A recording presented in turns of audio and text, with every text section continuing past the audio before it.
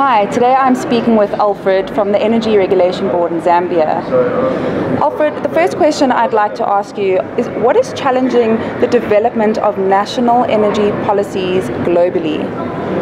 I think, thank you for hosting me. Globally, there's a drive towards a demand for low-cost energy across the world, and also a demand for reliability. And this has posed a challenge in the fact that there's a lot of dynamism in the changing structure of the energies market and the structure of and the conduct of the market. There's a lot of drive towards new technologies, and as new technologies come on board, there's a need for policy to respond to these new technologies.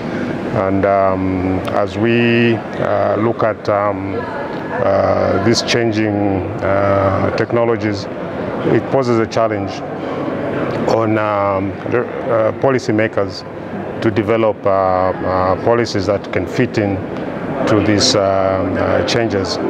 There's also a notable change in financing models, business financing models that are supporting the energy sector. And as this change, there's also a need for policymakers to be responsive. For example, they need to balance the ability to pay by the consumers, and also they need to balance the viability of those who are providing these services. So that also poses a big challenge. The other thing I could think of is the changing sphere with regard to the technology. As I said, there's also the need to balance budgets at a national level in terms of which sector of the national budget to fund in a manner in which to support equitably the changes in the energy sector. So I think most of it has to do with the dynamism of the sector and the challenge of being highly responsive to what's happening with the changes. And can you give us a quick update around what's happening with IPPs in Zambia? In Zambia, the IPPs have been critical players now. They've assisted with the change in the mix of energy sources. Zambia is predominantly hydro in nature. Our power, almost 97%, at one time was from a hydro source. But with the entrance of IPPs, there's been a change in the energy mix. We've seen the entrance of IPPs that are dealing with coal. So coal has come into the energy mix.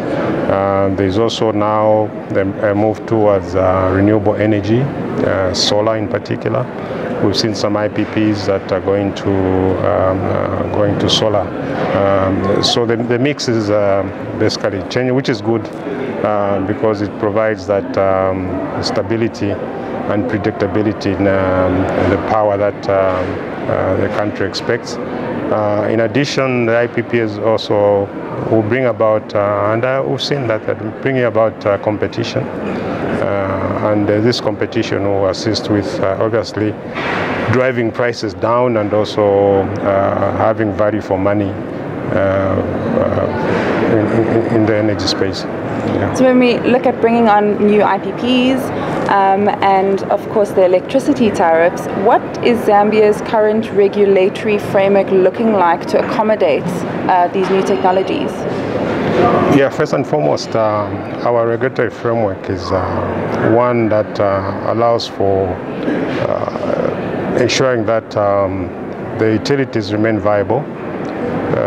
So when we determine the viability, we ensure that they operate in a tariff regime that provides for a reasonable return on their capital.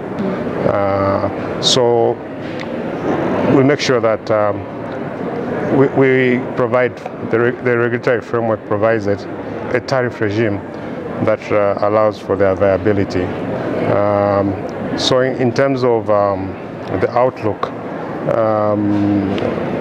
we expect that we have had a very slow transition towards what we call cost-reflective tariffs.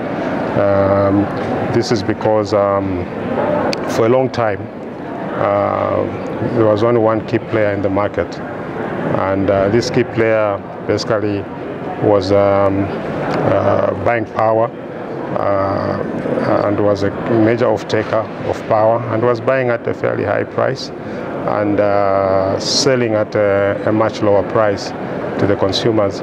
So there is that tariff differential that was created, such that we needed to catch up with the rate at which they were buying power and the rate at which they were selling power. So this difference now is in the regulatory framework. We're aiming to migrate tariffs to cost reflectivity, such that the true cost of production of power should be able to reflect in the supply of power to particular groups of consumers. So there's a drive towards cost reflectivity of power. There's a drive towards conducting supportive studies, such as the cost of service studies, over time, that will put it into perspective what the true cost of production is of power and the true cost of supply of power to consumers, so that over time consumers will start paying for the true cost of power, and inevitably the utilities that are supplying that power will also remain viable. Yeah. Thank you. Thank you so much, Alfred, for joining us today, and thank you for joining us. Thank you very much.